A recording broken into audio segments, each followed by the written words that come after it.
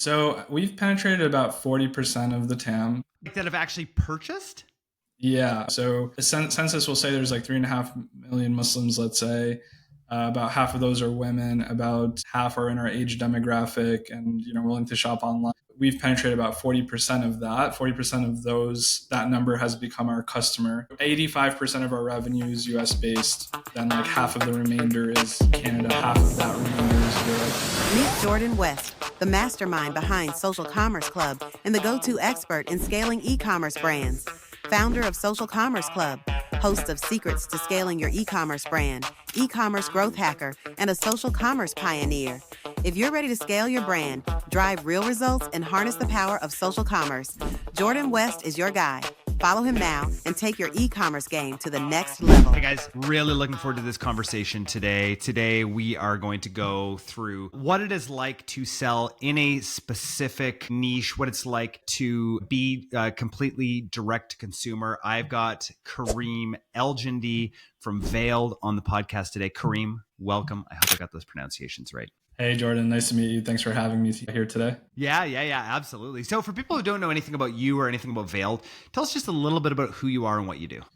Sure, yeah. So I actually used to be an architect by day and was doing marketing at night for a long time and slowly got into e-commerce. I linked up with Veiled back in 2019. Yasser and Noura, they're a husband and wife dynamic duo. They started the company in 2016. So I ran into them about 3 years later. And they had already gained some traction. We linked up. I became responsible for growth and performance. Yasser took on operations. Noura took on everything creative, and now we're here. So, just so people sort of understand what you guys sell, can you explain to me in detail, like who is your target demo? Because I want people to understand, like this is a specific niche here. You're not, selling, Shein across Gen Z right now. Like who exactly are you guys targeting and what does that look like? Because I think that there's some really interesting things that we're going to get into in this interview of how you really target a niche like this specifically. Absolutely. So we sell contemporary modest fashion. Most of our customers, probably 90% or more, are Muslim women based in markets where they are a minority. So we do really well in the United States, Canada, Europe, etc. We don't do that well in the Middle East, where dressing, in traditional garb is already accepted and the norm. There's probably already a lot of people, like there's probably already a lot of suppliers that are doing that there. Yeah, there's no need for being contemporary or more modern. Or blending, gotcha. Western fashion in those markets, right? You could just go out and just be yourself. Whereas here, where you have kind of like a mixed identity, you appreciate the art and the fashion trends where you live, where you grew up, but you still want to have some connection to your heritage and whatever your personal beliefs and values are. And so we blend those two things together, and it is quite a delicate dance to get that right. So Noura really she's the spirit and the center and like soul of the company. She's a Muslim woman, and she really started out just trying to produce these sorts of garments for herself, and it took off, and now we produce all sorts of things catering to this market.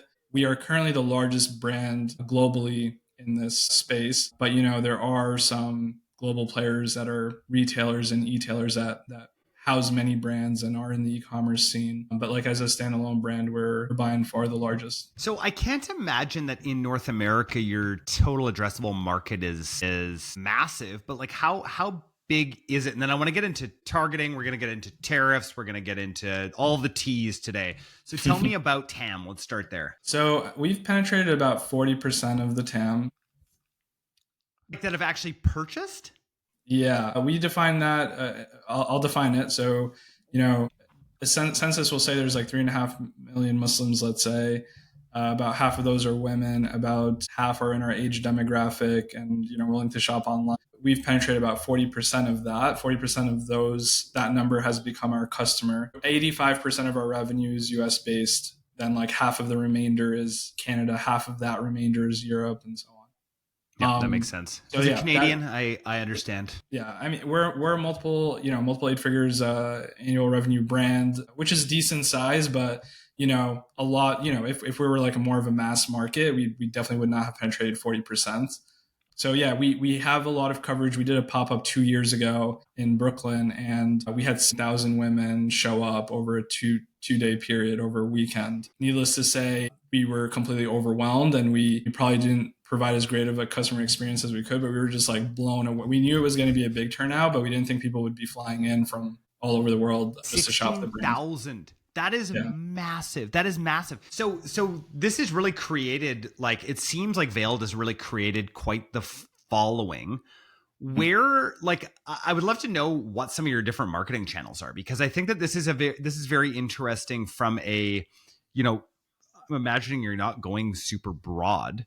What does marketing look like for you guys from a top of funnel awareness sort of standpoint? So probably 80% of our spend is on Meta, and almost the rest of it's on Google, and a nominal amount on TikTok. It has been like that almost since the day I joined the company, and it hasn't. And is this really Google? changed. Is this Google search? Like what are you using on Google exactly? Pay per click. So mostly search. I'm assuming mostly shopping. Yeah. Okay.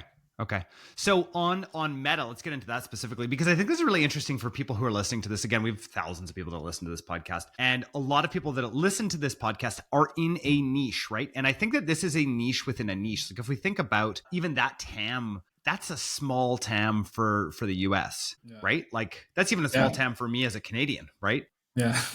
To go after. And yet this is a thriving multiple 8-figure business, right? So on Meta specifically, what are you doing as far as targeting is concerned? Are you just running the same playbook as like what works in a normal market? Are you actually targeting, or are you just letting Meta do its thing? So look, when I look at my peers, brands of similar size or larger in all different kinds of industries, just like, e-commerce, Shopify, that sort of a thing.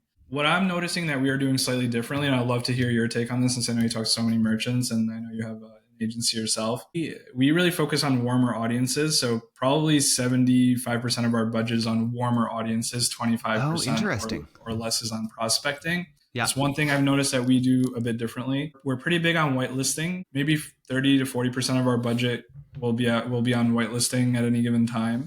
And whitelisting to their audience, like are you targeting their audience with the whitelisting ads as well? So we do that, and we also create like a balloon audience or like an umbrella audience that and we kind of cross market across all of them simultaneously to create that like halo effect. Totally. Yeah. Interesting. Then, so I was in apparel for years, right? I own 7 different brands, mostly all in apparel, and apparel's hard, right? Like for people who, it's funny, I was just chatting with like a huge brand. I'm sure all you guys would know them, about TikTok Shop at the agency. And it's in like a consumer good, right? And I was giving a little bit of my background and realizing I'm like, the hard mode is D2C fashion, right? Yeah. D2C fashion. And then in a small TAM is really hard. It's really hard, right? Because I think that I love that you are going after a warm audience. I think that people, when you hear general advice, you're like, no, always go broad, always go after this bigger audience. Apparel is different. Apparel, you need more. And again, I really wish I had data on this, but I truly believe that you need more touch points and you need more different types of models for people to be able to see the product on somebody else rather than on just one particular model. That's what I have found over the years is really high frequency on an ad set or on a campaign, but not necessarily on the ad itself. Is that, are you finding like interesting data like that as well, Kareem? Yeah, our frequency is through the roof. It's exactly as you're mentioning. Again, it is probably anecdotal, but I do feel like what you're saying is exactly what we're experiencing. Well, now we're getting 2 anecdotes, so we're starting to get some data here. So that's what all data is built on. Let's talk about, just because I'm obsessed with TikTok Shop these days, right? And obsessed with TikTok in general. Is that target demo? I wish I had TikTok? more for you there. This is something. This is like kind of like the elephant in the room for us, where it's like tactics meets like kind of clashes with common sense a little bit, where it's like, okay, I see everybody, a lot of the brands, and we like to be at the cutting edge of like what we're doing with marketing and different things. It's like everyone's like finding the brands that are really successful are finding success on TikTok, right? Or it feels that way. Totally. And on our end, like, it's like, well, Meta's just performing so well for us. And I can't allocate, like, every dollar I can invest into Meta, I'm just continuing to invest because we're getting such a high return. Our MER is 11 this year. I'm not exaggerating, literally 11. And it's been growing year over year. I do have some theories as to why, beyond, advertising efficiencies. But yeah, let's dive in. Let's get into those theories after this, because I think I think that there's something very interesting there. We're on TikTok. It's just not like, it's maybe 2% of my attention, and the team's attention is on TikTok. I don't know how long this will last, but it does something. It does keep me up at night a little bit, knowing that we're not taking advantage of something that it feels so important. I mean, I don't know anyone who's on Meta like all day long. I mean, a lot of people are on Instagram still, but some of our best performances, from Facebook still. And it just, I don't know, something doesn't add up, but it works. Yes. So this is very, very interesting when I think about, so your particular audience on TikTok is just so interesting to me because I don't personally use TikTok. I refuse to, because it is crack. Right? Like the minute I still remember the minute that my wife and I started to go on TikTok, and it was like 2 hours later and we looked at each other and we're like, what just happened? Right? But as a marketing device, so as a human, I look at TikTok and I'm like, I don't know if this is a good thing.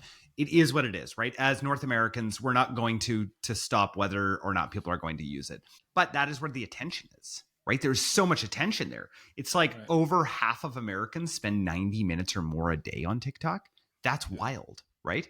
And there's these sub niches of niches. And so of course there's the Muslim niche, right? On TikTok. On TikTok Shop, on the other hand, I don't know if it would be quite there yet, just because I don't know. It's not a niche that I've went and looked into. So I will commit to going and looking into that on Calidata or Fastmost and trying to take a look. But let's get back to doubling down on Meta. I would love to hear some of your theories as to why your MER. So business continues to grow, right? Mm-hmm. And MER stays, I mean, at an 11, I'm sure that everyone listening to this is like jealous right now, right? Of that. Why? What do you think is going on? And why are you able to, so obviously the marketing is working, right? We know the marketing is actually working and continuing to grow, but what are some of your other theories there? Yeah. So I started out, in marketing when I was transitioning out of architecture. What I was basically doing at night was running Facebook ads for like my friends and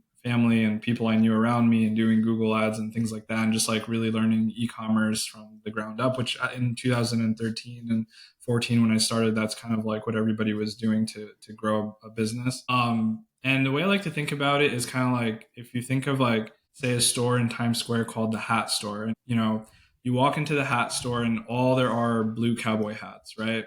So the conversion rate is probably not going to be that great. And then you take, say, in an alternate reality, perfectly stocked hat store that has every color hat that people want in stock, readily available all the time. But you put it in the middle of the woods. So you don't have any traffic. And, the conversion rate's also not going to be there, right? So at some point we drew a line in the sand and we're like, traffic is traffic. We're going to drive traffic. We're going to focus on the cost of traffic per qualified, audience. And we're going to make sure our merchandising is top notch. And when the merchandise isn't there, just like I wouldn't want to invest in driving people to the hat store in Times Square with blue cowboy hats, I would maybe invest less. That became kind of like our paradigm. And we've just been following that. So there's a lot of things we've done with analytics and, merchandising tactics to try to keep in stock at any point in time what we think people are willing to buy, which, with fashion, it's really hard. Obviously, we have 10,000 SKU variants, but we've come up with a lot. That's where we've all our breakthroughs. And I know I have a friend who has like a vitamin brand, is like 6 SKUs. Oh, I know. I'm just like, you're not an e-com. Okay. You're playing child mode here. Talk to us in apparel. Yeah. So I mean, like every year it's like kind of like as we've improved, like, okay, so CPMs are not terrible right now, right? They've actually there's a period of time where they were really bad and they kind of got better. So what are CPMs for your audience? I'd love to know. We're at like, it depends on like the time and day, but we're usually around 10 or something. Wow. Which tells me, right, that you actually have a really good audience ad match, right? Yeah, Generally, so we're at 9.69 year to date. That's crazy. That's crazy. And that's within North America. Yeah. So almost all the ad spend is in the US. I actually look at CPM as one of the biggest leading indicators of success, right? Because you are rewarded from every single platform with a low CPM, right? If you're creating things that the algorithm wants to serve up as an ad and you're getting low CPM, that is telling me that Facebook or whoever you're giving this to loves that, right? And so hearing that, it sounds like you've got an incredible ad audience match to me. Otherwise, you're just going to get pounded with high CPMs. I mean, we've seen it from like some brands that have come to us before. Like when we were at our agency, back in the day, we were like really Facebook centric, and these people would come to us and their CPMs were like $60. I'm like, yeah, because your creative sucks and your product has really crappy reviews. You have a bad product that people don't want. Of course, your CPMs are going to be high. I'm surprised they're not higher. I mean, in the analogy that, and what you're talking about now, I mean, it really is all about product market fit. And if you can nail that, I mean, you get reward. Everything starts to really work. And, like there are days where you talk to people, it's like, why is performance down? Well, we're out of stock of our best selling product. Totally. Well, you got to figure out how to not have that happen. And you got to figure out, like, you also got to just get really good at getting rid of the stuff that's like really not performing. That's where we invest all our effort, because if something is selling 2 times the rate of something else, there's 2 times the demand for it. Well, that cuts, that improves your MER by 100%, all else remaining equal, right? So it's not talked about enough for some reason. It's like all the focus is on like top of funnel tactics and like creative and this and that.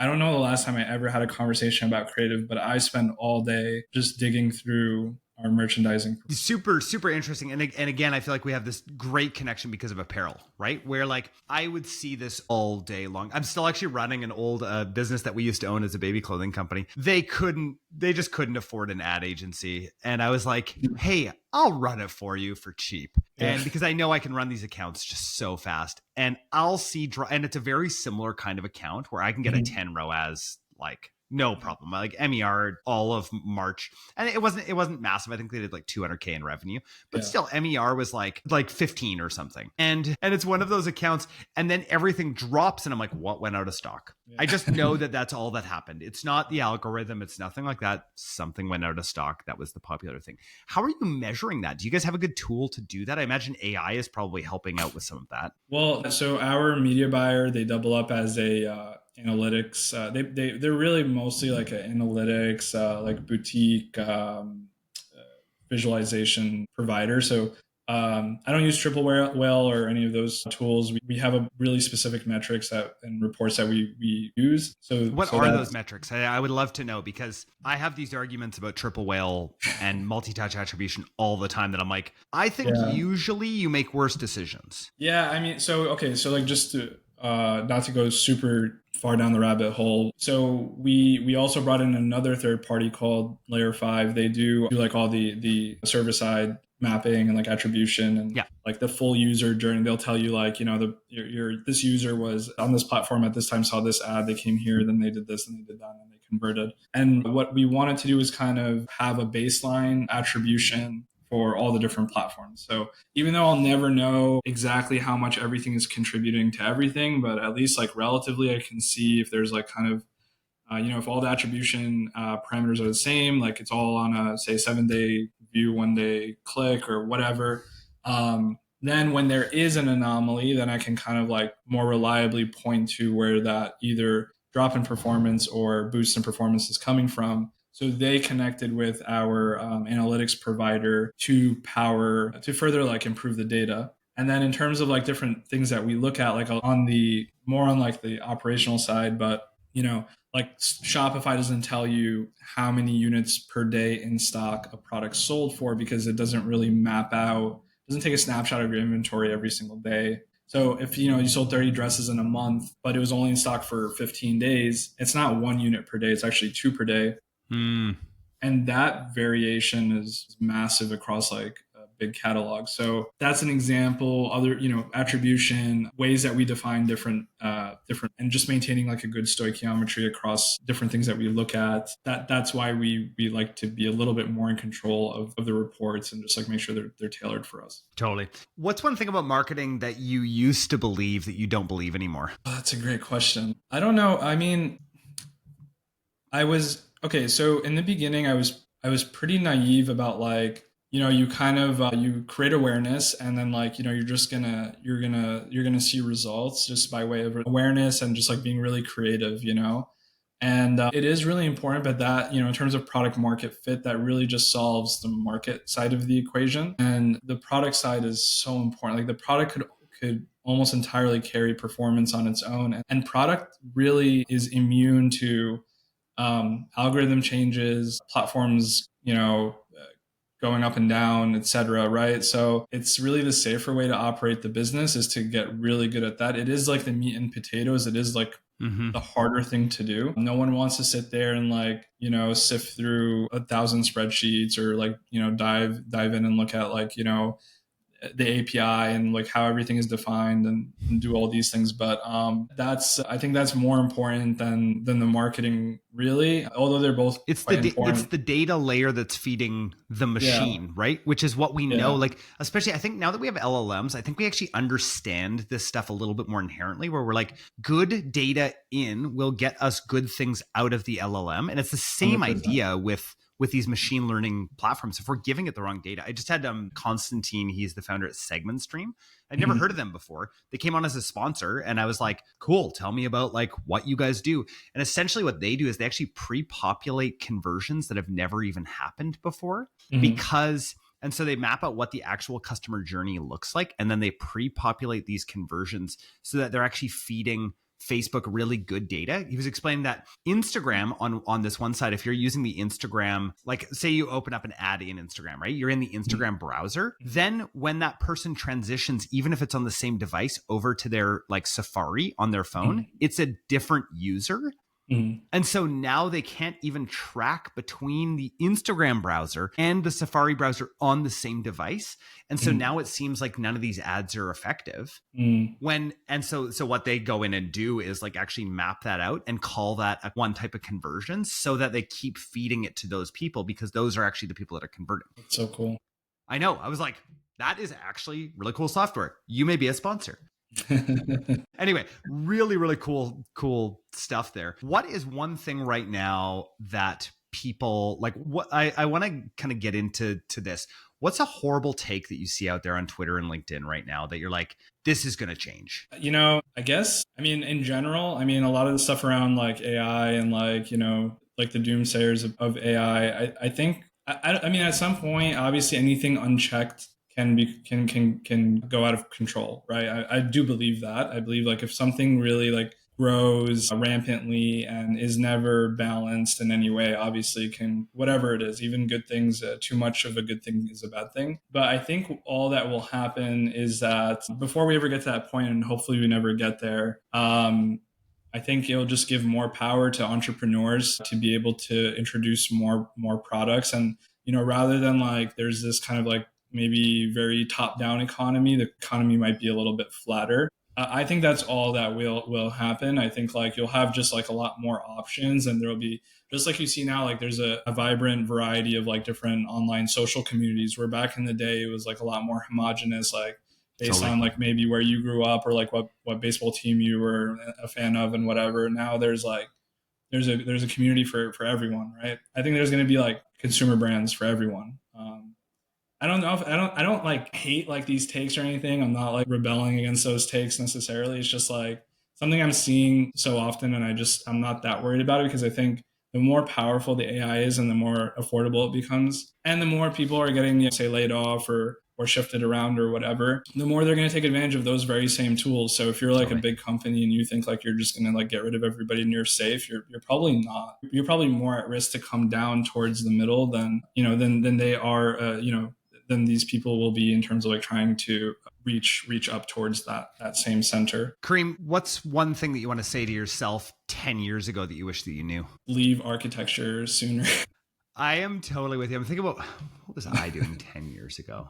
20. I was still a paramedic and operating multiple businesses, and it was too much. Oh, my business partner was he was in the ambulance business, so kind of similar, and operated, and in med school and all that. Oh, that's great. Kareem, thanks so much for coming on. This is an awesome conversation. I really, really enjoyed this. Where can people connect with you and find out what you're up to and learn more about Veiled? Yeah, they can find me on LinkedIn. I got the handle /in/Kareem Elgendy. So they could find me on there. They can email me, Kareem@veiled.com. Awesome. And we'll make sure that all of those links are, if you guys are watching this on YouTube, that those are down in the description, and then Spotify, iTunes, etc. That'll all be in the show notes. Kareem, thank you so much for your time today. My pleasure.